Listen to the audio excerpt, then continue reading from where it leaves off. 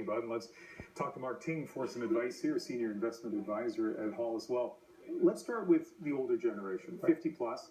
I know there are lots of exceptions, lots of individual cases, but generally speaking, I thought this would be the generation most concerned about changes to CPP, but not necessarily. No, the older generation actually, from a retirement perspective, they're in pretty good shape. So their old age security is fully funded, CPP's in great shape, so they qualify for both of those. They probably benefited from the big rise in real estate market, so they got all these things as a backstop to help their retirement plan. Going into this, it was more of the CPP amendments where they're not really considered about the baby boomers today, but more so of the millennials, younger generations who might not have these advantages. So let's talk about that younger generation. And again, we could pick sort of any arbitrary age, but let's say under 40, right? What are the challenges they're facing? Life's expensive, you know. It's typically when we think of retirement, we would consider it like a stool. This is a metaphor we often use. So the stool will have three legs, and we want all three legs to be strong.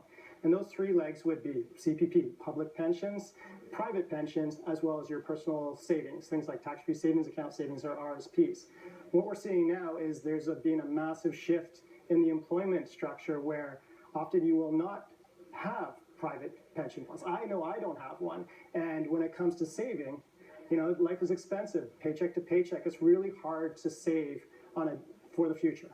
And that's why for these people, even though retirement may seem so far away, almost an abstract concept, the lack of those other two legs to the stool make the CPP even more important. Now, I know the pros and cons about making changes to CPP. Let's put those aside for a second. But as someone who advises a lot of people about wealth, and now the sort of the younger generation of some of your clients, what do you say to that 25 or 30-year-old about how to prepare for retirement? So you got to be, actually that's it, you got to be prepared. So if you do have debts, you want to pay those off, you want to be in a good stable position. If you don't have a public pension, there's a good chance you may never have one. So you got to think, you got to bolster those other two legs. So it could be happening that CPP is going to be bolstered, but that means you can concentrate on what you can control. And what you can control is reducing your debt, saving properly, being tax efficient, and using those tax-free savings accounts and RSPs to the utmost benefit. One of the interesting things about talking to someone like you who actually deals with clients in the real world is tell me how effective it is when you try to sell let's say a 30-year-old on the idea of saving for his or her retirement. I assume that's a challenge. It's a challenge, but if you show them how compounding works, it's very, very powerful. You show them if you save early, if you save often, it doesn't matter what's going on in the world in terms of the market, just keep saving, and you put that money aside, it really compounds faster. So, you know, you take $100, let's say over 6 or 7 years it doubles to $200. Well, that's something, but then you take that $200 and in another 6 years and it becomes $400, and it goes on and on. Those numbers really add up.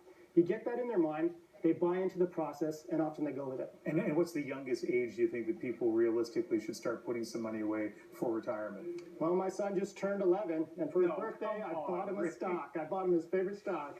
So he went out there and bought Disney, and that's what Warren Buffett did. I know that's an exception. A little extreme. Very extreme. Yeah. But it was more of a process. Yeah.